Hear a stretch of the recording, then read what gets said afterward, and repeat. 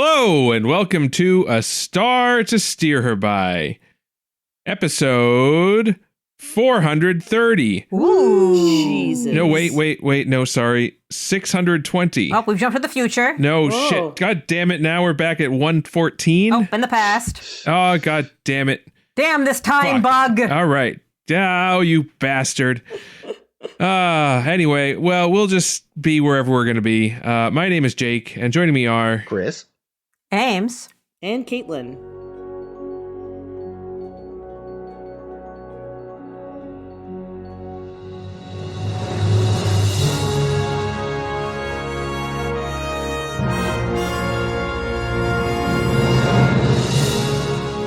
And today we're talking about a new episode of Star Trek Discovery, and that is Face the Strange. Face it. Face it. Face that strange. Well, you'll remember, or you won't because they'll tell us in the preview, that where we left it off last time, Maul and Locke had snuck some kind of sneaky little, what we assumed was a tracking device onto Adira. However, this time it turns out that wasn't the case. It's actually some magic Krenim chronophage. You remember the Krenim? Red Foreman. Yeah. Yelling at Janeway. Oh, Yeah. Great episode. So have a little wank on me. And We're remote, otherwise I would. good. I didn't consent Anyway. to any of this. So the Krenim are back, but we don't actually see them. We just see their little technology. We get a little time bug. Oh, it's cute. It's very cute. They steal it from some guy, Maul and Locke do. They steal it from some dude and then murder him. And he never gets a name. Damn it. Less cute. So they're good people, as we can see. Yeah. Well, it sounds like he was a poisoner, so, you know. Oh, well, allegedly. Everyone. He sold his poisons to the Emerald whatever chain. Sure. Anyway, Maul and Locke, they do that, but that's really the last we see of them this week. The rest of it, we're taking place. It's all Burnham and all Rayner. Rayner all the some time. Stamets. And a little bit of Stamets. Little just bit of for good measure. Stamets by my side. Little No. bit of Rayner. Doo-doo-doo. So basically what happens is this little bug that got onto Adira crawls out and climbs into the ship, and then we have a time jump situation. I think at first we go back to like right when Discovery is Oh, first launching. we follow the Red Angel, and that's how Michael realizes first it's a time we're thing. seeing the Red Angel, and that tells Burnham that, oh my god, we're in some kind of time loop. But only Rayner and Burnham are experiencing it because they were beaming or something at the time. Wait. Isn't that what happened on that episode where we lost Nan because that guy on the Barzan ship was beaming during a solar flare? There's a long story tradition of happening to beam at just the right time in Star Trek that goes back to And I'd like to point out Also, they've that, all already forgotten all about Non, so they don't expect you to remember. Who? it's a non-issue. Yeah. Anyway, they're beaming, and it's really it's that same joke from Spaceballs, because they were literally beaming from the bridge to the ready Yeah, room. which, Right, what? they do that. It's right. Anyway. Because I forgot what happened in this episode, the fact they beamed to the ready room, I was like, this is the dumbest fucking use of a teleporter. Everyone's going to be so fat in this future when you can just beam instead of walking into the next room. How do you think I got from here or to here from the room I was in previously? Exactly. Anywho, that's beside the point. Rude. That's beside the point. That we were beaming. We find ourselves jumping around through time. Yada yada yada. Techno babble. We figure out that Stamets is here because he's outside of time because of his tardigrade juice. And Gross. we finally figure out that there's a little conical shaped wiggity-doo, and in order to get future Zora shows us this thing. we end up in the future to Zora, but it's only like not that far in the future. It's like 30 years or something. Yeah. And Zora's like, "You're all dead. What are you doing here?" And Burnham's like, "We can fix this." And Zora's like, "Okay, yeah, I figured out your problem, but you're gonna have to do a thing. You're gonna have to get rid of this little time bug." So they go and they talk to Stamets. And Stamets is like, yeah, I know all about this thing. Here, let me technobabble some shit at you.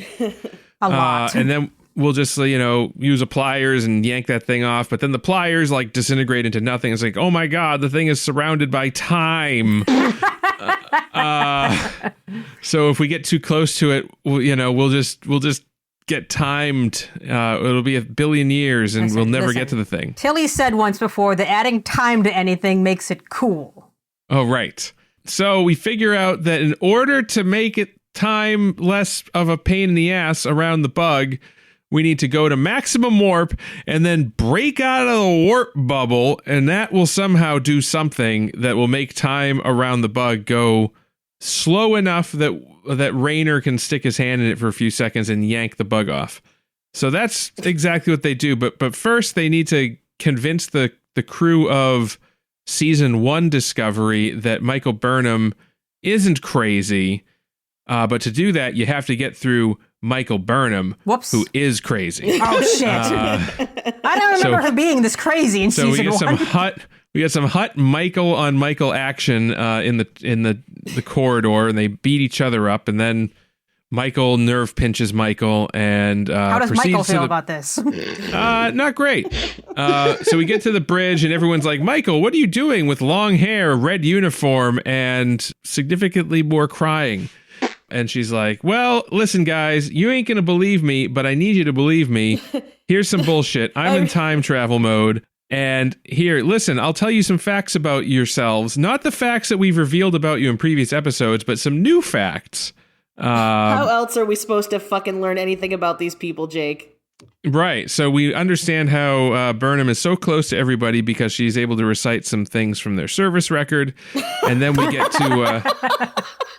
And then we get to Arium, who were like, "Oh, right, you dead," and damn shorty, and that convinces her somehow. And and everyone's like, "Well, prove it." And Burnham's like, "Well, you see, Arium sacrificed herself because for the ship." And everyone's like, "No, Arium would never do that. No, Arium is an inhuman monster." And Arium's like, "No, I would totally sacrifice myself to save everyone. Believe me. Yeah, Burnham's right. Totally right. This is legit. Let's go with her plan." Makes sense. I buy it. What? So we do that, but not before other Burnham gets to engineering and to stop Stamets and Rayner from doing doing a thing, and then Rayner has to pull out his knowledge of everyone's service records to convince Reese not to kill him, and then I can't remember why, but Michael eventually stands down, and we're able to do the thing. And Rayner sticks his hand in. He pulls it out. He gets old hand because that's what happens like when you touch something that's exactly in timescape. But it's all right. That'll buff right out. We end up back in normal time, and the bug is there. It's all a little fried up, and Stamets eats it. It's gross. And then we're like, oh boy, we did it, and we only lost 6 hours in the process. But apparently from everybody else's perspective on Discovery, they also jumped 6 hours, so it's not really clear what's going on here. Needless to say, this whole fucking plan of Mullen Locke's to screw everybody bought them 6 hours head start, so good on you. To wherever it is we're going, which I'm not even sure we know. Which Mullen Locke don't know, because... as far as I know, only the people on Discovery have the map to the next clue. But whatever. We had a fun little time adventure. I like this episode better when it was called Magic to Make the Sanest Man Go Mad. I like this episode better when it was Shattered from Discovery, or Relativity from Discovery, or All Good Things from TNG. You mean from Voyager? Those are Voyager. Oh, did I say Discovery? I meant Voyager. My brain turned off. What about troubles and trials and tribulations? Whatever. You know the one I mean from Deep Space Nine. Yes, but I forgot about that Chakotay one. That actually applies even more. All right, so before we get to the important shit. Which shit is that? Yeah, what was that? I'm going to start with dumb shit. Specific. Does everyone on the Discovery have uniform blindness? They do bring it up when Michael comes on the bridge in the final scene, and I think Bryce is like, why are you wearing red? Oh, no. But Linus is like, oh, you look great in red. Linus, I'll give a pass because he's a fucking moron. So yes, he's just a fucking idiot. But like, no one else like when fucking, what is it? When Tig sees Rayner, he's like, oh yeah, I'm on temporary assignment. But this is when the uniforms were all ugly and gray. Like, everyone had the gray uniform. And yeah, like, the tech back in the 23rd century, welding the ship doesn't go, why are your uniforms so weird? You know? And it's not like, why are you in red? They don't wear red on the ship in that time. They're all wearing the blue. Like, what? Well, maybe it's the special color that only temps wear, and maybe that's where the tradition of killing red shirts actually got its start. Because they were temps. It might have worked better if it was like a quantum leap type scenario, but then you couldn't really go to the future. Well, and that's the thing. You'd just be a corpse. Like, oh my God. Stamets was quantum leaping because his uniform kept changing depending upon the period he was in. And the injury he because he wasn't leaping. Yeah. He wasn't really leaping. It was just that his mind works through time. Yeah, so it was actual present day Stamets. And that's why he wasn't in the future. Yeah, he's like basically Dr. Manhattaning, you know, just perceiving different time all at once. Yeah, Overall, though, like you know me, I'm an easy target for a time travel episode. So I generally enjoyed the time travel jumping of this one. That was some fun for me. I like that. The wibbly wobbliness of the techno babble. I have no idea what the fuck was ever going on, but that's okay. This is some of the most intense techno babble we've had in a while. At least the camera wasn't spinning like that. True. You know, small favors. Am I right? Since they were just kind of repeating themselves, I think the solution really just should have been for old Michael to grab young Michael by the shoulders and shout, "You've never been in love." Oh yeah, that is the secret password. But yeah, largely I like this episode. I also noticed that, and granted this is on IMDb, so take all of this with a grain of salt. This is the highest rated of this season. Oh. Oof. Doesn't bode well. I mean, this one. I mean, so I would say that in terms of just sheer entertainment, I enjoyed this one better than I've enjoyed a lot of the other ones so far. But there are certainly a lot of issues. Yeah, I mean, it's entertaining, but again, like I said, it feels like so many other better episodes, including from this show. Like again, I think of the two crazy time bullshit episodes, that season one's just better. That's the mud one you're talking about? Yeah. Okay. Shippers on a beach. And like, the whole point of it just seemed to be time shenanigans to teach Rayner to chill out. Yeah, that's the one thing I still don't really care for about the Rayner character is just how telegraphy the writing of him is. Like, it just feels like that first scene where they're on the bridge and I think they get somewhere and he's talking over OO speaking and just being a general prick. Yeah. And Michael takes him aside into the office to yell at him. Like, that just felt like it was a plot convenience. Like, they needed him to be a dick for the plot so that we can teach him the lesson that friendship is the magic of the show. Yep. And they say connection yet again at the very end, and I assumed this was like a Pee Wee Herman thing of whenever you say the magic word, you go crazy or something. I just, Reese was so happy someone knows his first name. I would not have known that was what he was named if I hadn't looked it up before. I saw it in the credits once. I think I mentioned it briefly in an episode not long ago. Although I think I called him Jen, and it turns out it's Gen. Yeah, because I think this is the first time they've ever said it out loud. Yep. And it's the new guy. Which guy? Rayner is the one that actually says it. Like, it's not even someone that's been on the show. Oh, the new guy says it. I see what you mean now, yes. Yeah. Yeah, you could see, like, when he called him again, like, Stamets is like, his name's Reese.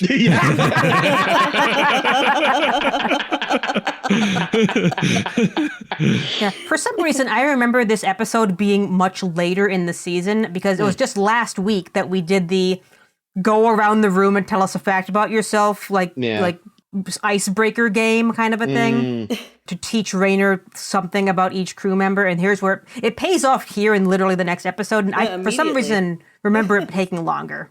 I mean, if they'd waited longer, we would have all have forgotten that fact about Reese. I've forgotten Reese already. Who? Oh, Jesus. Y'all are brutal. I mean, it's not his fault that they never give him anything to do. No, I know. Yeah, but he did something here. He did. Ariam got the most lines I think she's ever gotten on the show. God. Yeah. Yeah, I mean, including her probably death. twice as many as she's ever, like, not even ever spoken altogether. Like, so much. Now, this was the second Ariam, right? This is the first. This is Hannah Cheeseman. She Oh, did really? come back. Okay. Oh, that's cool. I think that's right. If I'm wrong, I apologize. Yeah. Because she was originally Ariam. Oh, it might be the second one. And then I've lost track of which Ariam's which. Yeah, because I know the first Ariam became Nilsson because the first Ariam, like, was reacting badly to the makeup or something. Yeah, this might be the second one then. That's what happened to the guy that played the Tin Man. Or, well, the original guy that was supposed to play the Tin Man in the Wizard of Oz. They had to replace him because he was having, like, I don't even know what it was, like poisoning. Well, because the makeup from, was the probably aluminum. literal lead, you know. Yeah, I was about to say the Tin Man was probably, like, nearly killed, whereas I think original Ariam just had a really bad allergic reaction that they were like, oh, let's stop doing this. Whereas in the 30s, they probably were like, are you sure? While he was on his deathbed, and he was like, I think so. Christ. Look, the 30s treated actors like chattel. Like, Well, good. I'm glad someone was putting them where they belonged.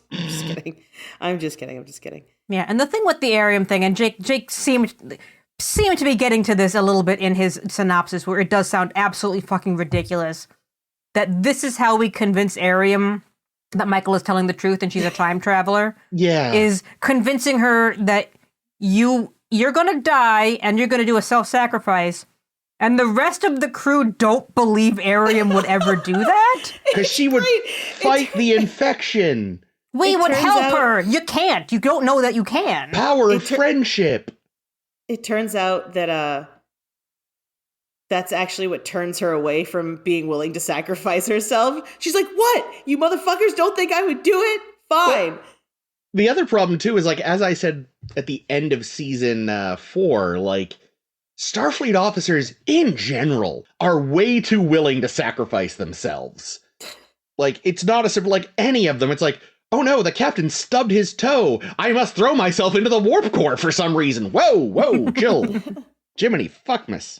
Well, I think that it's funny because, you know, we're sort of always Federation doesn't understand, you know, why Klingons are always so, like, willing to die, and yet Yeah. maybe that's why. Maybe this is why they're so critical. It's because, like, they don't like to have the mirror, like, held up to their own face. Like, Well, look. it's a good day to die. It's a great day to blow the fucking shit out of my ship. It's different. We're doing a noble self-sacrifice. They're dying in crazy battle. Ugh. Oh, okay, yeah, you're right. Pricks. My bad. I do kind of wish they had run with, like, Reno just actually believing Stamets, because if anyone would, like, yeah. Because that's it always comes up when people are like, crazy time travel shit is happening, and everyone's like, we don't believe you. It's like, have you people heard of your own history? Like, Yeah. like, Like, we also know Reno touched the time crystal back in season 1, season 2, which never comes up again. yeah. Though It's that like, why even have her have done that? Reno Yeah. might be before they touched the crystal. It's unclear when that Oh, that's right. There's was. 2 Reno instances, and I forget which one's which. Yeah, one is with Stamets Well, in engineering, and one is with Rayner in a random hallway during the Osira attack. Yeah, which is interesting. Which I found interesting because you get the sense in that scene, in the Osira attack scene, that like there's very few, like there's chaos on the ship. So it might be a good idea, like if you're Reno, you're gonna be like, okay, hey, let's stick together so that, you know, safety in numbers, we can take out some of these goons. But no, Reno just leaves. She's like, all right, good luck. Good luck with Reno's all off to these get goons. nachos. She does love good nacho. And a hot and sour soup. Oh, Also, man. important things we discover from this episode is that, people always like to say that the simple way to just sort of handle the continuity issue in Wrath of Khan, where Khan is like, I never forget a face. It's like, well, yeah, just because Chekhov wasn't on the bridge yet, maybe he was already on the Enterprise. Maybe he saw him on, like, Mingle or something. Yeah. Oh. So as we've learned from this, apparently, even though we never saw him until the season 2 premiere, Linus was always on Discovery. Which we learn. Yep. Yep. Thought you looked I good did in hate red. all the Linus references and Linus scenes. Oh my I god, always so do. much Linus. Like, why? Like when he got his dick stuck in the replicator. Oh, I didn't need to know that. I mean, we all knew that's what he meant. Yeah. Yeah, but then we get the scene in the turbo lift, and they play the goofy music, and I'm already done. Oh, also, Book is a bad boyfriend because Michael's hair is not completely, but drastically different than it was last season. So that should have been a clue that something was up when he saw her in the bedroom. Well, He didn't notice because he was blinded by himself taking his shirt off and being hot. Fair. Oh, No, yeah, you know what? right. I rescind my complaint. Seriously, and he was looking very, like, especially hot. This was a very hot Book sighting. Yeah, I love Michael's conflict in that scene of, oh, we kind of broke up, but here you are. And you think we're together, so I could, but I don't have time. Yeah, like I got 4.5 minutes, and he's like, well, it only takes 2. No way. He look, Book makes sure she finishes. Even if he finishes early, he finds a way to get her across the line. He's a good lover. Unobservant boyfriend, though. Observant enough to find the clit, not observant enough to know what your hair looked like when you left this morning. You can't have if we'd both. been looking at her clit, it'd be different. Now listen, but to be honest, I would rather that he was able to find the clit than notice my hair had changed. So Michael is really getting the best anyway. It's all good. I'm just saying she's not sad about it. That's all. This is a terrible what episode, else? huh? Yeah, I don't know. I mean, I didn't think it was terrible. I just didn't. I don't know. Like everyone has said, Well, there's better episodes that do the same shit. Yeah, no, I should clarify. I don't mean that it's a terrible episode. I just mean that, like, it was, like, fine. There's not a lot to say about it. That's it. Yeah. That's exactly it. Yeah, because it was, like, okay, sci-fi, solid. Time travel, solid, yeah. Stamets, I mean, I liked it. Ames, I know you probably do without, but... I did find it very in character that when he enters fucking engineering, it says, I'm in a pissy mood, everyone get out, and and no one questions. But the nice thing about that is, though, isn't it kind of nice to see that he at least is a little self-aware by the time we're in 5th season Discovery, where he's kind of, like, largely let go of all that bitchiness? Like, I think it's refreshing. I think so. Yeah. It's funny because a few weeks ago I actually said there was a scene where it's like, where I felt like he was acting like season 1 Stamets, and I was like, don't fall back into that. So Well, now he got his chance. Get it out of the system. Yeah, to have them have it actually happen. Yeah, there was a moment where Reno says, when he's specifically talking with Reno about time loops, and she says, are you stuck in a time loop against Stamets?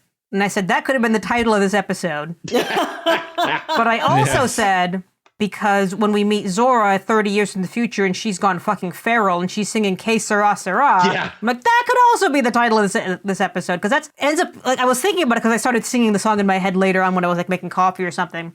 And thinking, oh, no, that's perfectly fitting for this episode. Good work, Discovery, with the song choice. Yeah, I mean, I love that episode of The Simpsons. It was a reference, right? What? Yeah. I don't get it. I cannot hear that song without thinking of the episode of The Simpsons with the doomsday shelter that they kick Flanders out of, even though it's his. And they sing the song then? Yeah, because he goes up onto the hill to sing the song, and everyone joins in with him, and then the comet burns up in the atmosphere like Homer thought, and they're all terrified that Homer was right. Cool. I wasn't making a Simpsons reference. I was saying the song I know. I was trying to do a quick one, and then I turned it into a thing. Yeah, it's still happening. It's okay. We need some filler because we're low on... No, but I actually have a question. Yes. Which is, the part of this episode is that we are given this, like once again, like, anything that happens that has a moral to it with Rayner, we have it spelled right out to us. So connection! Hit right in the face with it. But what do we feel that the show is trying to tell us either about Rayner or Stamets by lumping them together into, like, a particular asshole box? Well, they're both a little adrift because they have had their purpose taken from them. Oh, that's good. I like that. Right, but so I guess what I mean, I understood that. I guess what I mean is, though, is, like, are we supposed to, like, trust Rayner more or, like, trust Stamets less? Like, I guess I'm just like wondering. I think like, because beyond... like Rayner is admitting to Stamets that they have this fact in common is supposed to make us warm to him. It's like, okay, I think also just he's learning. Yeah, watching Rayner like realize, oh, okay, I see why you thought it was important for me to learn facts about the crew for this one specific instance that was going to come up. I mean, it will never be useful again, but this one time. The thing is, what Rayner has come to realize is he's gone from being on an NPC Star Trek ship to a hero ship where the fucking weird things happen. Like... And the hero is Michael Burnham. Like, Face the Strange is actually just, it's a direction to him. It's like, okay, so, Rayner, up until now, the weirdest thing that's ever happened to you is a subspace pocket maybe knocking you out of warp. Now you're gonna run into shit like this because you're on a hero ship. We're sorry. Yep. Oh, now like, that would be a delightful either like fan fiction or like I would love a book that like follows specifically that perspective. You know what I mean? Yeah, like someone who's just transferred to the Enterprise. It's like Lower Decks-esque, but then it's also oh my gosh, I guess maybe like kind of like Red Shirts. I don't know. The Red Shirts the book. They do make that exact kind of joke in Lower Decks. Yeah. Okay, that makes sense. Mm-hmm. Are you referring to Red Shirts, the novel by John Scalzi, Caitlin? I was. Yeah, it's a good book. Yeah, and there's that, I mean, we've mentioned it before, we've shared it before, but there's that also that comic of, like, that guy whose first day on the Enterprise D, and, like, he's like, what is happening here? And it's just normal for them, like, oh, Romulans are invading. I'm dating one of them, says Riker. Thanks, Riker. Random question, because I'm bouncing around in my notes, because fuck it. When Rayner meets past Reno, and she asks, who the fuck are you? Yeah. And he claims to be Locke? Why not use either a name we don't know or his own name? Yeah, maybe he forgot who he was. Because this wasn't... He's not Reese. Yeah, like, it doesn't matter if she meets him later. Like, that's I don't know if he knows if they're, like, going to remember any of this ever, if they're actually infecting the past. In later, they explain that apparently... the changes that you make to the timeline are only saved once you jump to the next time. Yeah, like that's why was explained. Oh, I didn't understand any of that. Yeah, only the last overhead. Only the last loop, for lack of a better term, got forgotten because they used it to break the jumpy jump. Yeah, it was very stupid. It was not explained. It was said in a line. Because the writers are like, oh shit, people are gonna like, if this is actually changing the past, then everyone's gonna have remembered this incident with Burnham on the bridge. And now like that does mean Reno thinks when she first meets Rayner, and she's like, oh, there's Locke. Oh, that's not. He's saying his name is Rayner. That's different. He must have a brother. Yeah. I mean, to be fair, Reno was high at the time, at both times. Yeah, so Reno is never not high. Well, I personally love that for her. Yeah, no. It's like when they found out they were hunting somebody called Maul and Locke, she's like, wait a minute, we already got Locke. Hey. He's right there. We win. I didn't understand any of the time resetting shit. Because I know that, this is a reference to the Krenim. Yep. Because the Krenim can reset time as if nothing happened. Because that's what happened in Year of Hell. Spoilers for Year of Hell. Because Caitlin slept through it. Yeah, I was going to say, that's funny. I don't remember that, and that explains why. Yep. Because your time was reset. Before they even I only lost 6 hours. Before they even mentioned the Krenim, I was like, is that the guy selling them the bug? I was like, is that one of the garbage scow aliens from Voyager? But I don't think it was. A Malon? No, that's not what the Malon looked like. I thought he might have been whatever species was hunting Tosk. Oh, he did sort of look like that. He looked a little like that. But he also doesn't get a name. I doubt it says on his Memory Alpha page what the fuck he was. Probably not. Because no one keeps up for this show. I checked. That was the secondarium this week. Okay, thank you. What else we got? Oh, when we were in the 30 years in the future, for a hot second when it's like, oh, we're in the future and everything's bad because I guess the progenitor tech is actually, Mal and Locke use it to destroy everything, as every season of Discovery does. Well, no, apparently they sell it to the BREEN, who use it to change everything for the worse. They do that an awful lot. They Fucking do. BREEN, man. So that that gives us some stakes, as fine. I don't mind stakes. Like it's delicious. at least it's not galaxy ending like previous seasons have been. Yeah, no, they just. But when we're in the future, there's a hot second. It's like, oh no, are we in Calypso? And are you going to ruin Calypso for me even more? If Kraft walks in, I'm out. I thought the exact same thing, Ames. I'm glad they didn't, because I don't think that episode needs any other tampering. No. Kraft walks out and is like, "Is it Taco Tuesday?" Yay! What else we got this week? We have that brief scene between Maul and Locke in the beginning. And Maul even says, lots of tonguing. Yeah, oh yeah. They just murdered a guy, and that's their kink. Oh, well. Same as me or Michael, evidently. Yeah. But they tell the dealer, like, you used to use that poison on people like Maul. And I don't know if that's going to get explored later, because I'm curious. People like what? Yeah, I say Maul's not dead from poison, so... Yeah, I genuinely don't remember. Apparently didn't. Sure? Oh, and of course, our requisite Futurama reference. All I could think during the Michael fight was perfectly symmetrical violence never solved anything. I bet, Jake, that you would have said that, and you did. What did I just win you? I don't think we. You didn't actually wager anything, but pride. It's too bad. You could have had won the gentleman. Yes. Great. Bunch of fucking nerds. Yeah, she shouldn't have fought. She should have just been like, "You've never been in love," and then good news, you're gonna meet Ash in like 2 weeks.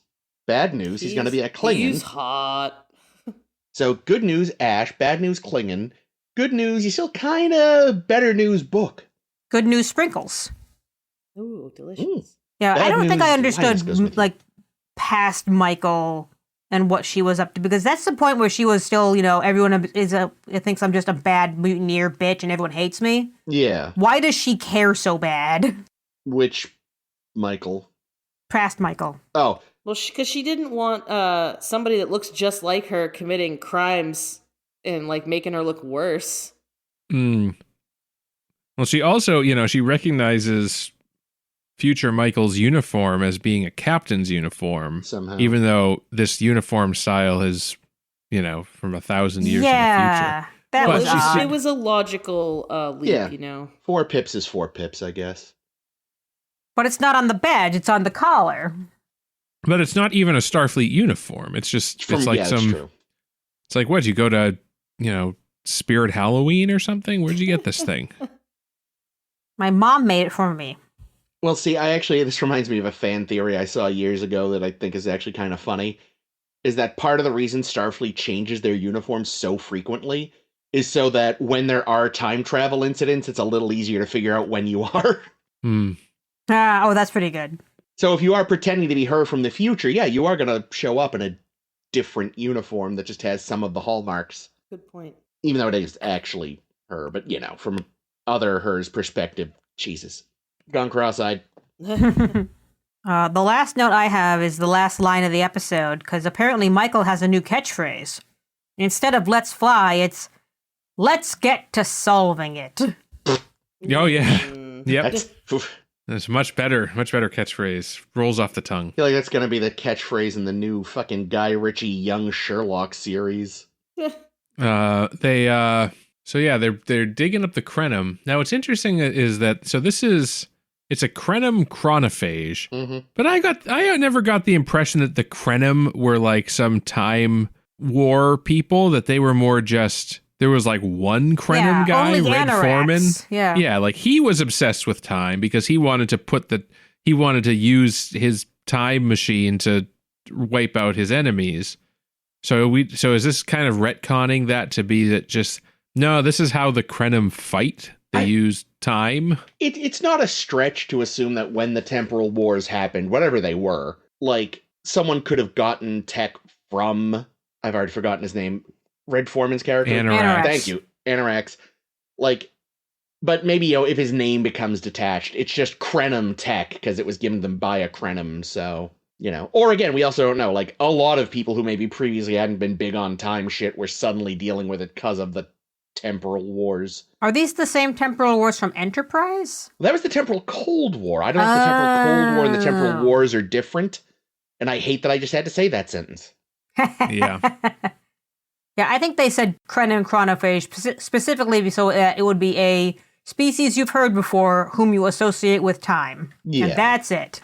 Oh, speaking of species we've heard of before, do you notice that they name dropped a friend of ours during the future segment where one of the other ships that they see out the window or Byrne's like, is that a BREEN ship? Oh yeah, I said the BREEN showed up and changed everything for the worse. They're just always changing. I just gotta love those guys. Yeah, well, it sounds like they give. So in their supposition is that the BREEN get the tech and use that to, I don't know, I guess breed an army or something. But it sounded like everything was pretty fucked. Well, we at least know Federation HQ is fucked. I don't know if we know anything else. Yeah, like Mike and the Discovery crew is dead. Yeah, like Starfleet's been brought to its knees. The Federation has probably been re-killed, and now there's a BREEN. Can you even imagine bothering to have a Starfleet after Michael Burnham has been killed?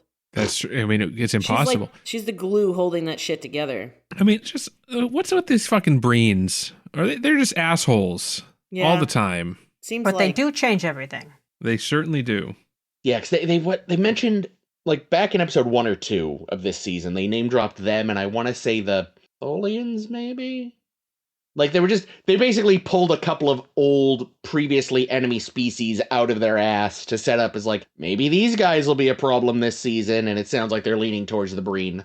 I mean, that's kind of how they use the BREEN in previous Star Treks, too, and except once they actually introduced them in Deep Space Nine. It was always just sort of like, oh, the BREEN, you know them, those guys, they suck. Listen, the BREEN are one-trick ponies. You bring them in, they change everything. That's it. It's like that old fragment of an ancient Greek poem. The fox has many tricks. The hedgehog only one. One good one. I do not remember the author. I remember learning about that in college, and it tickled me immensely. Was it not Diogenes? I don't think so. I don't think he was a poet. No, that's true. He was just like, he was ancient Greece's like most interesting man, though. Kinda, yeah. Always with the Dos Equis. Yeah. Otherwise, I mostly like this episode. I think I'm going to like Rayner going forward a little bit because I'm assuming they're going to tone him down a little bit now that he's understood the power of friendship. Yeah, I didn't think this episode was too bad. I mean, and I agree. It made me tolerate Rayner a little bit more. It's basically like, Commander Rayner's A Christmas Carol. Mm-hmm. Look how badly things could go. I forget if I said this already, but it's in my notes. I did like that he knew what a time bug was, and Michael had no idea. Yeah, that's true. Because it was like, oh man, if Michael's like, oh, I bet this is a time bug, I'd be like, well, there's no reason you would know what a time bug is. But Rayner is a little bit more new a character. He might have a different, bit of knowledge about his certain time. Yeah, well, and it's like Jake was mentioning a few weeks ago about that. Like, he has this perspective of, like, the Wild West era of Starfleet that the, Discovery people really don't know. They were there and fixed it.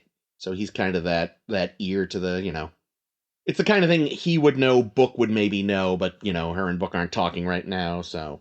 What is the effective range of a time bug? Does it only affect Discovery? It looked like it infected Discovery. Yeah, like it affects the ship it's attached to.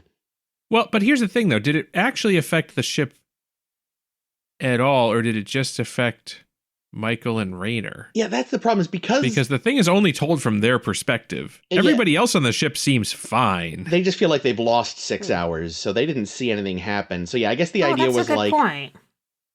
It would have, like, the crew doesn't see the time changing, but they would have lost more time if those two hadn't stopped. But what happens? Like, okay, if you're not on the Discovery, if you were watching the Discovery, I assume it's just parked. Maybe. Is it just, that ship seems like it's not doing anything? Maybe it goes out of phase with reality. Maybe. I don't know. Yeah, they're I say not very Frozen, clear. like in Timescape. Which one is Timescape? That's the one with the old hand. Okay.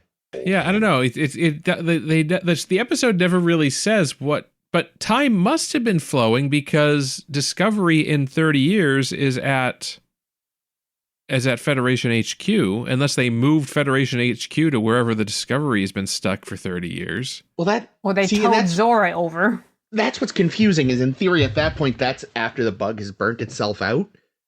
But then there were also times the bug wasn't there. So it's like the ship is either... sense. The bug doesn't make sense. There's a lot of things about, like, if you really think about things in this episode, there's a lot that doesn't quite work. How dare you think about things in this episode? I know, it's true. I should stop thinking. But yeah, I mean, needless to say, a lot of the elements of this episode, are certainly borrowed from better episodes. Specifically from Voyager. Yeah, and we love Voyager. And who else loves on Voyager? Everybody. Everybody's loving on Voyager. Everybody's loving on Voyager. This might be our longest list of Trek romances in a series yet, because my God, in Voyager, they just all get down to plow fucking immediately. Mm-hmm. So we're continuing through our blogtivities of romances, and this week is our Voyager week. I'm very excited because my friend Megan and her wife, she and her wife recently got into Voyager. So she's been sending me like little reactions to the episodes. It's been delightful. Oh, good, yeah. Like refresh the memory, do all the thing. So as I said, we've got a lot of them, so we're going to kind of rifle through these. Oh God, I've gone backwards in the slideshow. Oh no! And now it's because frozen. of the time bug. There we go. So we're going to start with what kind of preceded Voyager, because we know at the very top of Caretaker that Janeway is in a relationship with Mark. And we even see a kind of fake Mark in Persistence of Vision. But eventually we learn that Mark dumped her ass because she was too far away. Yeah, no, like, this guy is like, if we had seen him more than we did, he might have managed to out-wet blanket Bareil. Whenever he was shown without Dog, I didn't know who he was. Exactly, so. yeah. No, the fact that they needed him in photo with Dog, it's like, okay, good, we know this is Catherine's fiance because we recognize Dog. Yeah, no, like, here's the thing. He like dumped her because he thought she was dead, and she pretended to be sad about it, but she didn't give a fuck. She could do better, and she knew it. And she will a whole bunch of times in this show. Yes. Hell yeah. Let's see who else we've got. Unlike her great-grandmother or whatever, who fucking... I'm sure we'll get there, but boy, do I hate it. Fucking Henry Janeway? Fuck that guy. No, we're not getting there because they are not actually characters on the show. Good. Or main characters. We do have more main characters who start the show in a relationship, and that's Neelix and Kes. Oh, so the worst badly relationship. Written. If he just hadn't been such a jealous dickhead all the time, maybe it would have worked, but they just always made him such a jealous dickhead. It sucked. Yeah. They were way better as friends. It was not a great romance. Yeah, I think there were definitely scenes of them where they were like very like intimate, but it didn't have to necessarily be in a romantic way. It could have just been that they're good people to each other. Yeah, and like I'm thinking specifically in Phage when Kes donates her lung. Yeah. You know, again, when they were just friends, worked way better. Yep. Also, though, imagine being jealous of Tom Paris after your girlfriend literally gives you a lung. Right, yeah. How many more lungs have she got to give? That's fucking crazy, bro. I gave you one of 2 organs, presumably, keeping me alive. Well, I mean, you have lots of organs doing that, but I'm just saying, air is pretty fucking important. And Neelix is being a little bitch. That's a good point. We don't know. Maybe Ocampans can actually just regrow lungs real easy, and it's not that big a sacrifice for her. Oh, wow. Oh, so God. in which case, she could have even given him a second lung, but she didn't, that selfish bitch. She was saving it in case Tom Paris needed it. Well, she needed a few months to grow it back. The Vidians would be harvesting these people more than they already are. Well, they would have, but they didn't know about them thanks to the caretaker. Thanks, caretaker. Tricks are for kids. Delicious. I don't know why I said that. I apologize. Weird. That's cool. I love cereal. Moving along, because we have a lot to get through. Tom starts off the series kind of as the pussy hound of the ship. And we first see him with Liddell in Ex Post Facto. Oh, God, the worst hair in the history of Star Trek. Yeah, this femme fatale bitch. They just look dirty. It's so... I still... So who signed off on that? Yeah, I don't remember much. Like, she basically was setting him up for the frame job, right? Oh, she must have been, yeah. Because when they catch him like they're able to implant the memories and shit. Yeah. Yeah, no, not a good Yeah, one. so it was her and the doctor she was cheating on her husband with. And that her little dog, didn't too. Oh god, yeah, the dog. The dog fucking ruins the whole episode. But also, like, the romance was never good. No. But that was kind of the point, I guess. Tom got some action, and that's all he cared about. Yes. Early days. That's how Tom was back then, you know? Yeah, early days Tom was very much Kirk drift Kirk. This is Tom shoots first, and it's going to let us see a lot of character development later. But for now, Tom shoots first. Let's see who else shoots first. Our next episode Definitely that I wanted to Chakotay. cover. Nope, this is a Janeway. Oh, fair enough. This is Janeway and Gath from Prime Factors. Another guy who was just playing us. Yeah, what a gath hole. Nice. I thought he was genuinely into her. No, they were so boring. They wanted all the good stuff from the computer. I think he was just generally into anyone.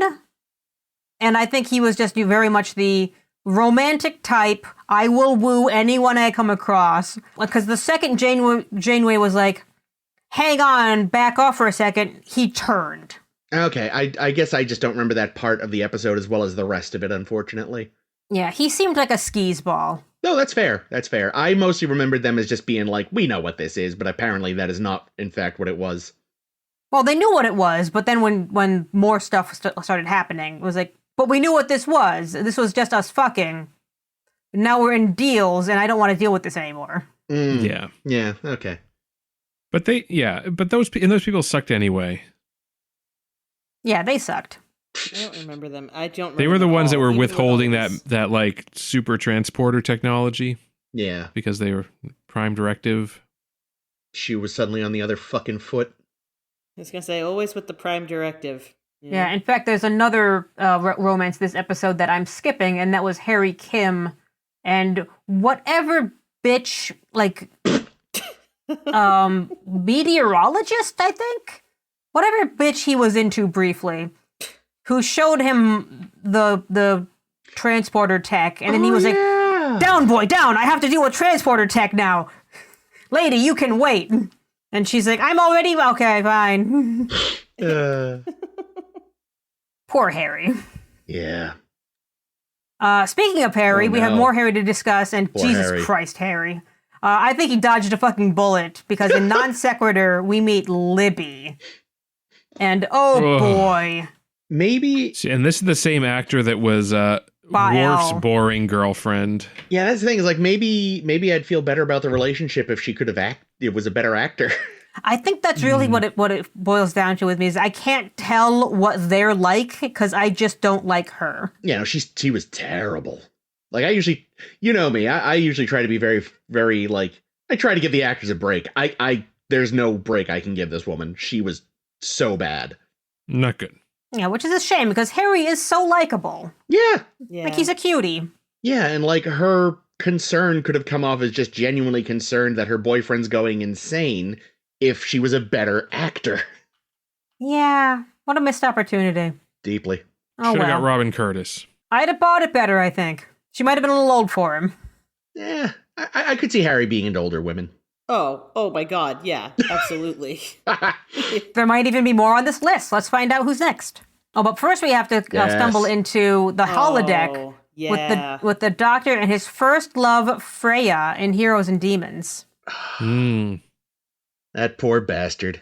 Yeah, And he knew she was a hollow woman. Like, she was just a program while he's a sentient being. Yeah, but he's a hollow man too, so you know. And this is also when like even he was maybe a little more like I'm just kind of a program thing. Like it's perfectly logical for him to be like, yeah, what? I'm a hologram. She's a hologram. It's great. And then her fucking memory got wiped. And then he starts feeling things. And I think that's kind of a lovely turning point for him. You know, and it's early in the show, so it's developing the character along and along and along. Yeah. Yeah, no, he definitely goes from being, I mean, he's like very off-putting in the beginning, you know? He's just really arrogant and shitty. And he quickly becomes like one of the best characters, I think. Yeah.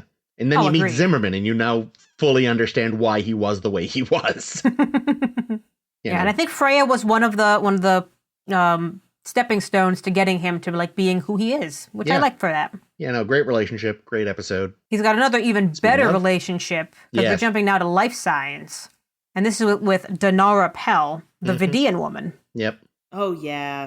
Yeah, and she even got a callback. Yeah, she comes back. Named him? She called him Schmeckus. After her uncle, right? Or something? Yeah. Schmullis, right. Schmullis, you're right. Schmeckus was somebody else. Schmeckus is a slang term that just means like filth. Ah. I use it a lot. That's probably why you've heard it. She didn't call him that. It's a criticism for sure. Yeah, but they're so lovely together. They are. They're really, really sweet. I forgot how much this show hurt me. There's going to be way more. There's a lot. There's a lot in this slideshow that all of you are following on the blog, by the way, so that you can see all the different relationships and images that we've put together. All these beautiful people that Ames dug up pictures for. Ames puts a lot of work into these things. So too much work, one might say. Well, yes, one might say, but since she has done such a good job of curating this, you should definitely get a look at it.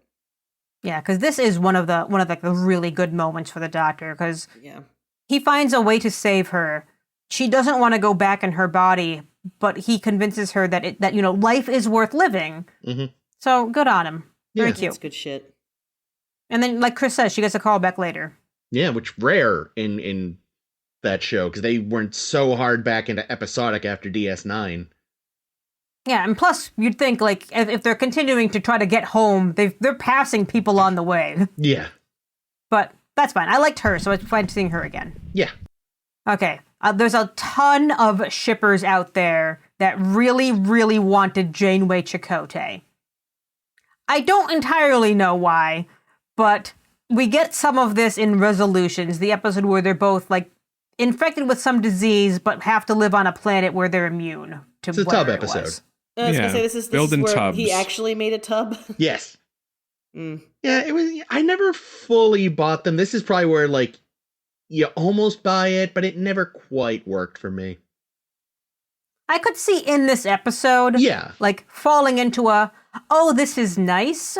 Oh, he made her a tub. Oh, he clearly cares for her. Oh, but she never is interested enough to stop wanting to get back to Voyager. Yeah. He's like, but I've built this lovely tub. And she's like, yes, but I'm doing all this science in the woods with this monkey. Yes, I've made friends with the monkey now. I no longer need you. But I do need the tub. Yeah. Thank you for tub.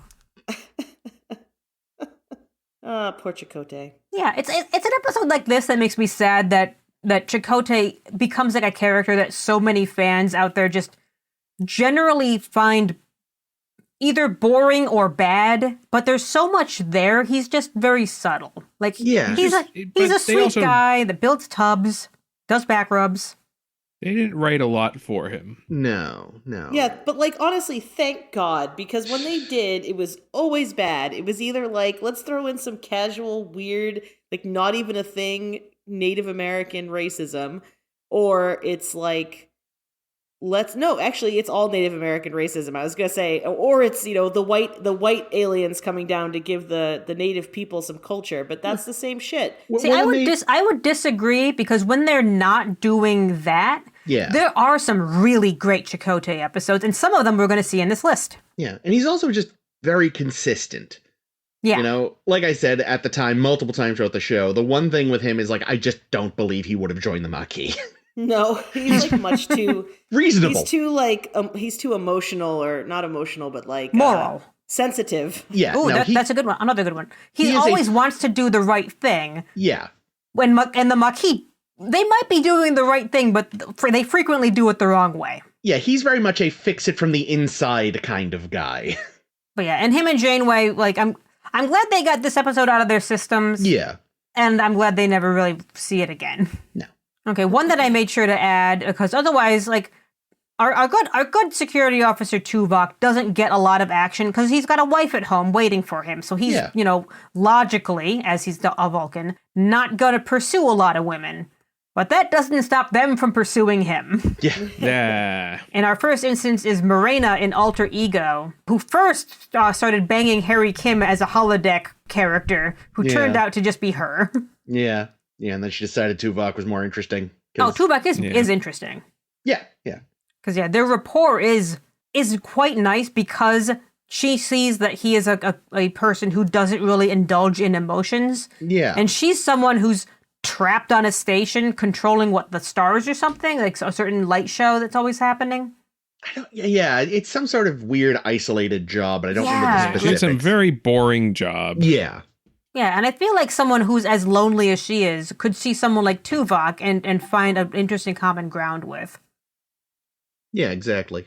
Yeah, I mean, obviously, he wasn't going to reciprocate, but he also, like, treated her nicely and said, hey, maybe you should go home every once in a while. Yeah. Because he's a good guy. Yeah. Next. Okay, here's one of the Chakotay episodes I think disproves the point. Now, this is the episode Unity, where he gets together with Riley Frazier, who is a ex-Borg woman. Yeah, this is a pretty good one. And, she was all right. Actually, again, I think actually got referenced again later. Didn't he call them up to help during Scorpion or something? Or no, it was after Scorpion. I don't remember. Well, that's because Chakotay remembers the names of all the beautiful women that he's had relations with, But I do think that they did call on their help for something at some point. Yeah, I just don't remember what it was. It might have been Scorpion. You might be right. I don't remember. I thought that this episode was later, though. It's entirely possible. No, I'm pretty sure Kes is still around. Oh yeah, Kes is still around because she hasn't shown up again in the slideshow yet. Oh, okay. Yeah, so then then you're right. You're probably right. It was during Unity, because this might have been the first Borg encounter we had. Yeah. Yeah, one of the very early Borg encounters. And he gets Borgified briefly. Yeah. And gets to kind of fuck the whole Borg. So he gets to romance an entire collective. I was going to say, so in the debate over who got laid the most in Star Trek, the clear winner is Chakotay. Hot. I'm all for it. Countless trillions. Okay, so the Kes one I was just referring to, because we do see Kes get another relationship after Tyrion has broken up with Neelix for her. Yes. Funny. Yep. Thanks, guy. Is in the episode Darkling. She gets a cute little romance with Zahir. Let's get dangerous. She considered leaving the ship for him. She did. Yeah, I remember them being quite good. I bought it, I feel like, Oh, I did too, I could see her being like, yeah, no, I'm going off with this dude. And his funny, did he steal that sweater from Wesley? Did we say that at the time? I don't think we did. Because I think we just generally liked the two of them together because, he was someone who was like always going on adventures. And Kes is someone who is really into going on adventures. I think that's why she liked Neelix. I think that's why she joined Voyager. Yeah, well, that was her whole thing in like the first episode. They were like, "You're too curious for an Ocampa. Stop doing that. Be boring and live in a mall like the rest of us." Yeah, so I could definitely see the draw to this guy because even though she's only got however long her Ocampan lifestyle or life time would be, she might as well do it doing something fun. Yeah, like this guy. That was cute. I like that. One thing, and I wanted to include this specifically because in Before and After, we see Tom and Kes together. I'm not going to talk about any of the Tom being weird when Kes was with Neelix and he was crushing on her because that's gross Tom. But in Before and After, when it's more consensual and also reciprocal, they're very cute. Yeah, well, I generally liked this episode too. I mean, this is an example of a time fuckery. Oh my god, another time fuckery episode! That worked pretty well. Is this the one where she's going backwards through her own timeline, or? Yes, it's that one. Okay, this is the one where they first name drop the Year of Hell too. It is the Krenim. They say stay away from the Krenim. Yeah. I really like them together. I have to say, like I know that like after all of the weird like accusations and weird like jealousy from Neelix, that them getting together would have been probably in like bad taste. But I liked her with Paris more than I liked her with Neelix, and I liked her with Paris more than I ever liked Paris with B'Elanna because interesting. Paris and B'Elanna. We're gonna get to them in a minute, so I know, and I just don't. I mean, not to like get into it. I just don't buy it as much as I could buy this. Okay, no, that makes sense. Yeah, and because here's the thing, okay. Tom Paris is like a fucking poonhound, like immature, like little fuckboy. And Kes is 2 years old. So like they have, roughly the same level of maturity. You know, that is unfair to Kes, who's far more mature than him. I know. I just feel like it makes, I don't know. I feel like he plays really young. And I know that like technically she has reached her age of majority or whatever. But I always just think Kes is so fucking young, you know? Well, I think on top of being young, she's also like got this whole world, because, you know, she was also living in that mall where she didn't get to have new experiences. And I think that's kind of the thing that I loved the most about Kes. Is just how curious, how interested in new experiences she was. That was all really good stuff. And I feel like someone like Tom actually is a pretty good fit for her. Yeah. So I like that. That's a good point, Caitlin. Okay. Oh, here we go. Let's talk about Tom and B'Elanna right now, in fact, because that was the next one in my slideshow. I do enjoy them together. I think the issue does become that it sort of fell into the same problem of, not as bad by a long shot because they were both main characters, but unfortunately it fell into a similar thing with Miles and Keiko, where most of the time if an episode was focusing on their relationship, it was because something was strained at the moment. Yeah, they were having a bad time. Yeah, because that's, you know, about them having a good time is just not, you need conflict for television, but the problem is if you don't occasionally even just, like, you don't have to make a whole episode about them having a good time, just check in on them every so often on a normal day, make it a B plot. You know, Tom being like... occasionally, but not much. Like, there was the episode where she made him a TV, and then they sat down and watched TV together. And it wasn't the adventure of the week that wasn't Tom and B'Elanna are fighting. It was an entirely different thing, and B'Elanna was supporting him. And I think that was... I want to say that might have been in Memorial. Yeah, because I feel like he ends up having PTSD in that episode. Yeah.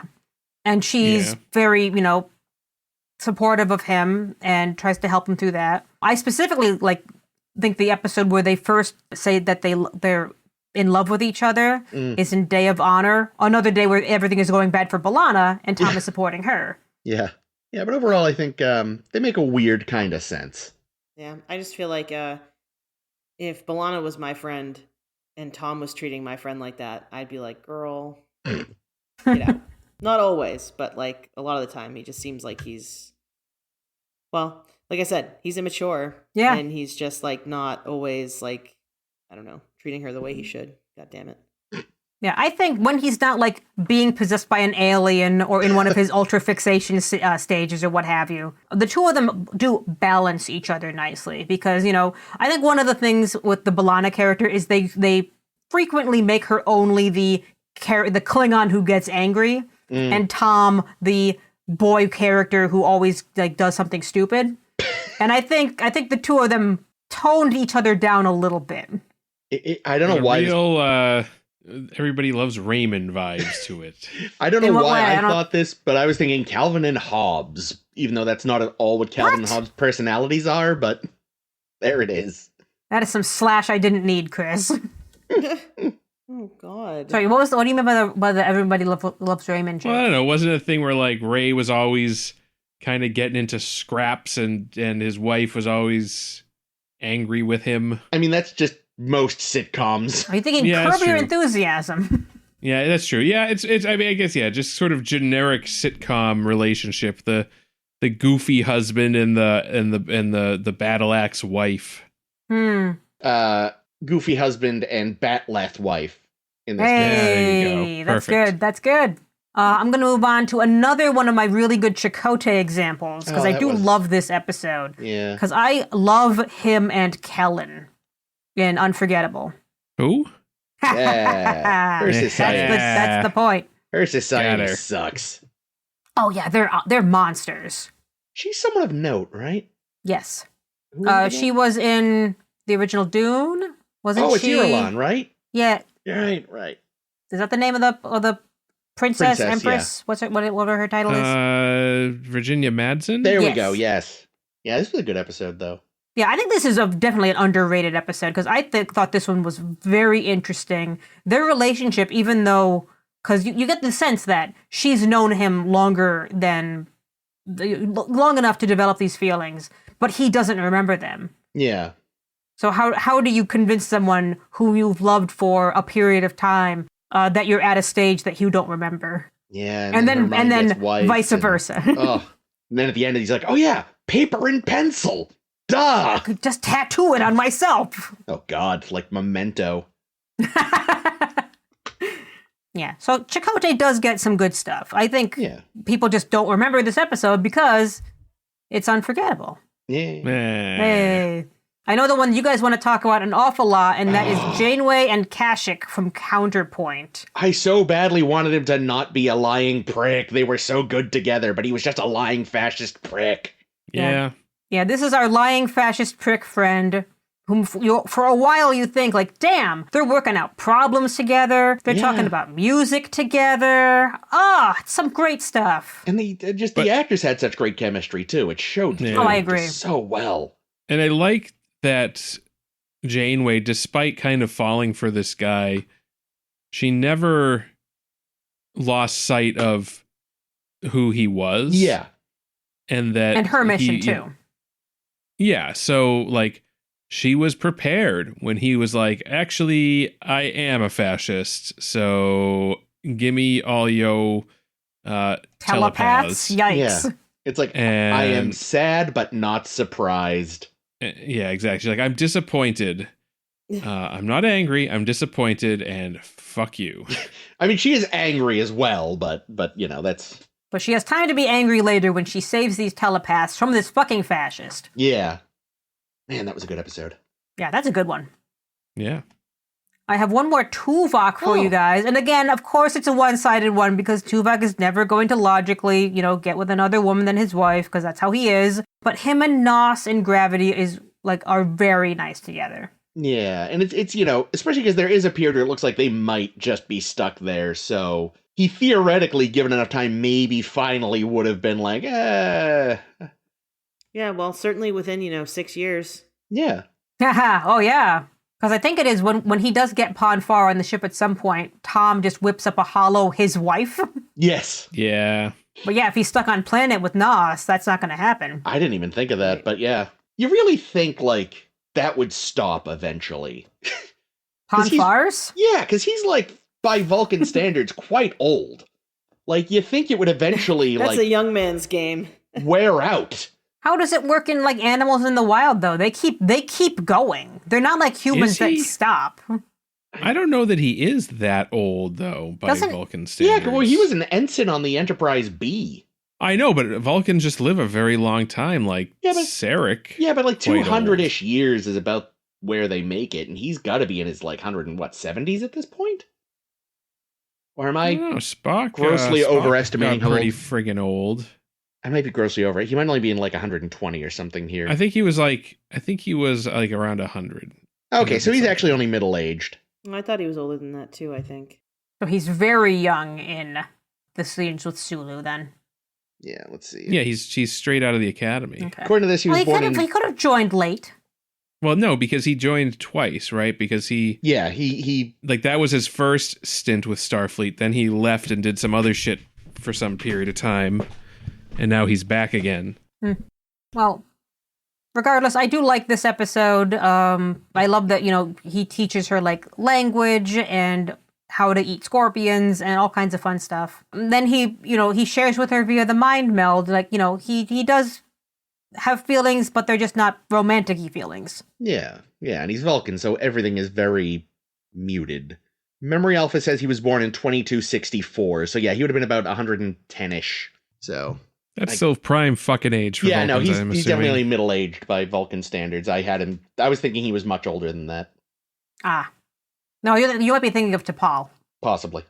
Who is quite old. Moving on, we have a bunch more to get through. Sorry, this is taking fucking forever. Because here's a one that's a good pair, because this is Harry Kim and Darren Tal in The Disease. But the way the story dealt with it was so dumb. Was that the one where, Janeway was disappointed in her boy or whatever? Yes. This is the one, where he was specifically told, don't fuck the aliens. So he went to fuck aliens. And then, they got, love disease. Mono? Pretty much. It was, and wasn't she sort of part of a faction trying to kind of, reform her society, it turned out? Yeah, she's actually very interesting. And I think, a good match for Harry as someone who, has this purpose in life and she's kind of a spitfire. Yeah. Yeah, I feel like from what I recall, I think it was one of those ones where it was like a decent idea, but the execution kind of fucked it. Yeah, because I think they kind of boiled down to, like, it doesn't matter if the two of them are in love. Like, there's another plot going on, and it was a strange one. Yeah, and again, like, Janeway was, like, weirdly condescending to Harry. Yes. Even though she's had how many boyfriends now that we've just counted off? I mean, only 3 so far. Well, let's see if there's more. There are. But first we're going to start off, because now 7 of 9 is on the ship, so we got some 7 stuff to talk about. Oh, gross. We're going to start with the Doctor and someone to watch over me. Yeah, no, everything about their attempts to have them have a thing didn't like it, hated it, bad, no. I remember Jake liking this. I thought this one was all right. Yeah, you saying, like, you would ship them if this was what you were going to get. Yeah, I think your thoughts on this relationship are tainted by later events where it did get very problematic. Where like he couldn't stop painting her naked breasts or whatever the fuck he was doing. Yeah, or like the time he was in her body, molesting being her. Gross. Or the time he did a Pygmalion with that's not this Harris. One? Yeah, that's someone to watch over me. Oh, is that okay? Then maybe I'm thinking of a different thing. Yeah, I just feel like from the off it was never great. Yeah, maybe not. Oh well. Yeah, because he's clearly drawn to her. And I think it was also like the writers knowing that these are the strongest actors on our list. Let's keep doing stuff with them. That they were kind of building a relationship that I don't think either of them needed. And I don't know if either of them benefited from. Like, it's another one where they could have just been very good friends. Yeah, I mean, the thing is, like, he's got this weird Pinocchio thing, and she's got this I'm a Borg thing. So they are kind of fish out of water in a lot of ways. I think what's weird, maybe that's the problem, is like they kind of both have variants on the same thing. Like, they're both the outsider character. Yeah. And if you bring 2 of those together, like again, in real life, maybe that's fine, but in television, it's just like they have the same goals, and that makes for potentially not interesting TV. Yeah, I think there would have been better ways to do it. I think if they had focused on different like storylines for them, I could definitely see this working, partly because like Jerry Ryan and Picard are so nice together. Yeah. And if they leaned into something like that just felt more complete to their characters. Yes. Because it feels like most of the time it's EMH trying to change 7. Yeah. Which I don't like. Because that's not how you should treat someone whom you love. That's a good way to get to the kind of the root of the problem. Yeah. And meanwhile, she doesn't know what she is changing to because, she's still overcoming this having been unassimilated from the Borg. Yeah, and I think I don't think they ever really explored this angle, but in retrospect, it would have been interesting to sort of think of, like, look at some of her stories and think of them as an addict in recovery. Yeah. Because I feel like even by the end of the show, there's a part of her that, like, if you gave her the chance to go back, she might. Yeah, if she got, like, one hit of that stuff, she'd be back on the sauce, man. Give me them nanites. I'm going to assimilate worlds. Very cool. I'm going to move us on because we have some more to talk about. Here's a fun one. No. Janeway and Michael Sullivan are holodeck boyfriend. Delete the wife. It's so that bitch. It's so annoying because I like their relationship a lot, but I hate it because of that. And I hate that she keeps like changing him and shit. It's like, dude, this is not how real relationships work. Like a little taller, a little more beard scruff. Change tuck his in that entire chin. Educational background. Yeah, make him into the shit I'm into. He's also just a fuck puppet on the holodeck. So he's a fuck puppet that she falls for, and that's the thing that I don't care about Fairhaven and Spirit Folk for, is that sure, Janeway can have herself a fuck puppet. She had Lord Burleigh in all of her Jane Eyre hollow novels. That's right, I forgot about Lord Burleigh. But this guy, she develops feelings for in a way that I feel is entirely outside her character. But it's her own damn fault for making him so damn likable, lovable. Yeah, I mean, it's the AI boyfriend thing, just 30 years early. And you can actually touch him too. Yeah. It's definitely oddly weird. prescient episode. Sorry, I wasn't paying attention to what you were saying because I was talking to my AI boyfriend. What were we talking about? Yeah. Just kidding, I wasn't. But yeah, it's you can really see how this is the future. Like once we figure this shit out, this is really how it's going to be. Oh my god, we're in I for know a what it's terrible really going future. to be is like goddamn Futurama, where the world ends because everybody's too busy fucking robots. Yeah, if they look like Lucy Liu. Okay, we do have another Harry Kim one. Oh, this one's actually pretty good, though. This is for once Harry's in a normal relationship with an alien friend of his. I was like, normal? This is Lindsay Ballard in Ashes to Ashes. I mean, she wasn't always an alien. She's just a corpse that's becoming an alien. Yeah, normal Voyager stuff. It is sad that this might be the most normal relationship he has in the show. Oh, God. I think it might be. I mean, to be fair, his relationship with Libby, although horrible, was at least a normal, humanoid to humanoid thing. Yeah, no one undergoing some kind of weird crisis. Yeah. I mean, to be fair, when we saw it, Harry was going through a weird crisis, but we can assume that the relationship that they actually had was fairly normal. Yeah. Yeah, but he and Ballard really did have chemistry. Yeah. I just really, nothing to do with a relationship. I just wish they had set up the Ballard character earlier. Yeah. Oh, that's a good because it was point. such a great episode and a cool character that... It is a shame that it's kind of like, you all know and love this character, and it's like, fucking who? Yeah, there's only so many crew people that we've seen on Voyager, so we may have seen her already. Should have been We may have actually more extras than there are characters that we've seen. Yes. And we had a perfectly usable character in the one that the Doctor got killed in favor of Harry. That they could have made this character. Oh, from Latent Image. Yeah. They probably just didn't want to pay that writer for the name rights or whatever. Or get that actor. Oh, they really should have fucked with everyone and had it been Seska. Oh, God. No.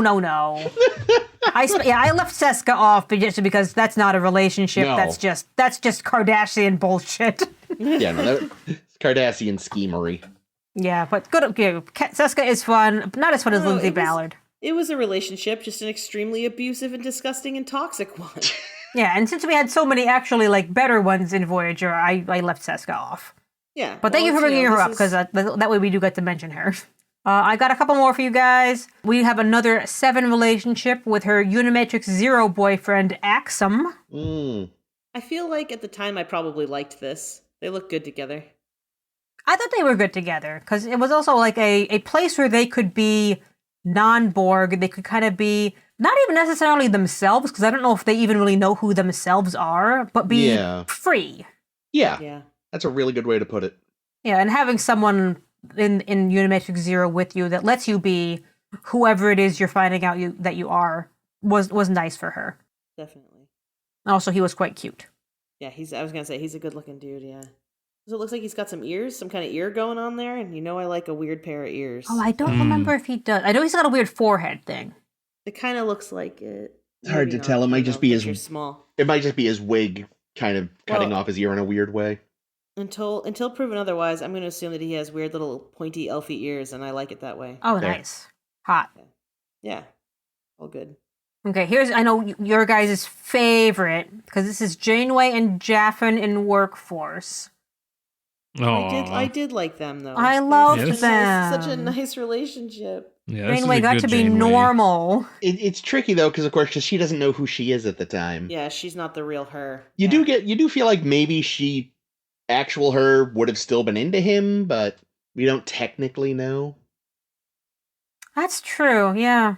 I think he was, and when they did finally meet, unbrainwashed, she was unbrainwashed at the end. Like, you got the sense that she was kind of tempted to stick around or bring him with them. Yeah, no, she definitely wanted to do the Picard maneuver and show him his planet and do the Picard maneuver. That's the real Picard maneuver, showing people their planet from a window. Oh, I know. 100 works 70% of the time, works 100% of the time, or whatever. Something like that. But yeah, I remember them working really well off of each other. Yeah, they had good chemistry. Yeah. Okay, I think I'm nearing the end, because near the very end, and goddamn, this is one that they really needed to have seeded earlier, and that's Chakotay and 7 of 9.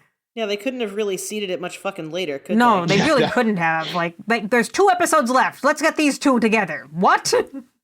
Yeah, almost as bad as sneaking Kess in with, not Kess, fucking Ezri in Oh, with... God, right? Oh, my God, it is the same. Yeah. What a fucking shame. Although with Ezri and Julian, that's just disgusting. Yeah. Yeah, it's the because, worst. I fucking because hate that shit. He's just a creep.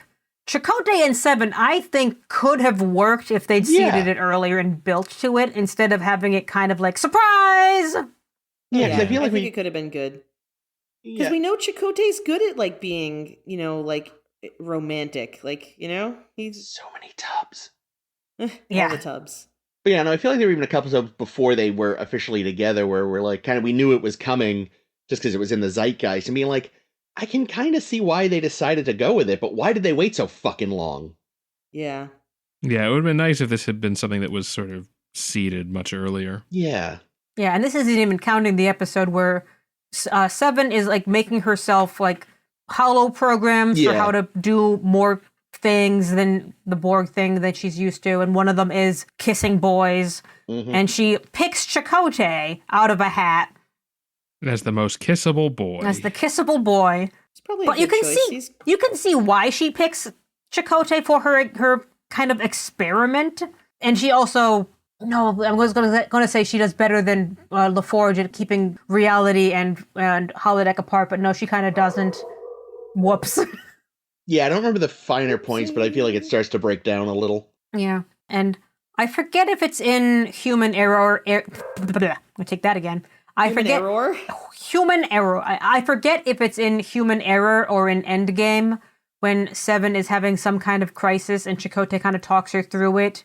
And I think it's like she wants to break up with him or something because she knows he'll die one day and be sad. I forget the specifics, but there's it's a beautiful scene where he basically says like, it's yet another life is worth living moments. Like you should do what makes you happy, and if this is what makes you happy, zip. Oh no! Ah, the Chakotay hello. That's usually just his ass. No, actually, you're right. It is his whole thing. Never mind. I don't know. Yeah, it's just the network TV couldn't show anything beyond his ass. That's right. No, I take it all off. Sure, it's a nice ass. Do you think that's how he showed up for the first date? Just naked? I have at least one more. Let's see if it's this one. Okay, I think this might be the last one, and it's also a really good one. This is Neelix and Dexa in Homestead. Oh, when he meets other Talaxians. Yeah. This is the relationship Neelix needed. Yeah. It's beautiful. It is really nice. I love them together. Ties neatly, and I love his... that he becomes like such a great stepdad on his own. Yeah. You know what I mean? Well, it ties into his whole kind of arc that he's had since the off of still dealing with guilt of having fled and the war and all that stuff and getting they complete his character. Himself. Yeah, in ways that I don't think other characters get this kind of full circle character realization of. No, I think here's where it's you because they knew here's where you end. They wanted to, and they knew they needed to kind of write him out in a way, because if they didn't want him to come back to the Alpha Quadrant with them. Yeah, and I think this was the exact perfect, a little family that Neelix kind of needed, that we've been seeing, his whole life. He is a family man, but doesn't have a family. And here's one. Yeah, it's a little convenient, but I'll give it to them because it's nice. It's so earnest, and like everything Neelix does. Yes. I love Neelix, guys. I'm so glad that I came around on Neelix. I'm glad too. God, he's the best. So many. Yeah, so those are all the ones that I had on our list that you can obviously see up on the Tumblr, on the blog, where you can see all the people, watch all the ones of them making out with each other's faces. God, I wish you had left Torres and Max Burke on there just so I could call Max Burke a turd again. But I guess I just did. BLT. Oh, the fact that she did not cripple him for that. She liked it. She was into it. I know. Why? Jesus. What did she not cripple for what? For him calling her BLT. Yeah. What was that again? That was jackass. his nickname for her. Yeah, the asshole from what the did it stand for? Belana Torres. Oh, I hate it. Yeah, no. Yeah, it's fucking stupid. He sucked. I've been blocking that, apparently. Yeah, Max Burke sucked. I'm glad he's dead. Yikes. Fucking hated him. He was Chris gets big mad. He was the worst person on a ship of assholes. Yeah. No, you're not wrong. He was Great the episode, though. person on a ship of assholes. Dear God. Dearie dear. Indeed. So yeah, this might have been our longest list of romances, because Enterprise next week when we cover them, I think I'm not even going to have to skip any, because I think they're all going to make the list because there aren't as many Enterprise romances. And they're mostly going to be with Trip. And of course, and of course, Malcolm and Paul's bum. Malcolm and his own hand. Yeah. Everyone else had someone. I die alone. Yeah, you can work on that though, bro. I die alone and alone. I die alone. I've had sex. I once Malcolm says fucked a pineapple. He said once that in academy or in flight school, wherever like the club that he used to go to was, he had like just a Rolodex of girls. He says that. Were they all in Canada? Yeah, exactly. Oh, they were all in Canada with the third season Discovery Federation president. We promise there is one. You sure? Speaking of Discovery, Jake. So we'll be talking about Enterprise and Malcolm Reed's strange proclivities next time, but we'll also be talking about another episode of Star Trek Discovery, Mirrors. I don't remember this one at all. I don't remember it either, so we're all going to find out together. And I happen to know from past experience when an episode title includes the name Mirror, it's usually a bad sign, but we'll find out. Whoa, there's a Prodigy episode that's quite good. What's it called?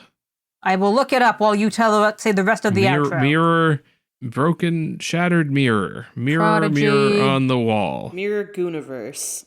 Anyway. Cracked mirror. So we'll be, cracked mirror. That is there you go. So anywho, we will be talking about, well, I also said from past experience. Oh, not experiences we will yet to have. Yes. Well, this was a timey-wimey episode, Jake. Don't forget. We're all still getting used to the regular I don't even remember what the past is anymore. Oh, Kraft just walked in. Hey, buddy. Yes, it is Taco Tuesday. Yeah, there's Book hanging dong. What? Why did they just have that in that scene? He just walks in out of the shower, just hanging dong. Oh my God. And just the way Michael was looking at him up and down. I was implied. Implied dong. Great. Yep. I wish I could call this episode that. Why couldn't you? Because he's cutting all of this. Oh, no, he isn't. Don't lie to yourself, Ames. Rats. Anyway, and there's Miriam hanging dong. Oh, no. Arium. What did I say? Miriam. Miriam? Oh, yeah, Miriam. That's next week on A Star to See Her By. Until then, you can watch our episodes on your ears next on the internet. You have to go to startoseeherby.com, sshbpodcast.com. That's Tumblr, SSHB Podcast, and Blue Sky, SSHB Podcast. We're also on Star to See Her By and podcasts, Apple, YouTube, and Spotify, and any place, and the SoundCloud. So that's the thing. Have it. You always turn like vaguely into someone graduating from kindergarten at the end of these things. And I mean this in the kindest way. Well, it's okay. Everyone that listens to this already knows the shit. So it doesn't matter what I say here. In fact, I'm not going to say anything else. I'm just going to say goodbye. My name is Jake. This has been Chris. This has been Ames. And this is always Caitlin. Bye.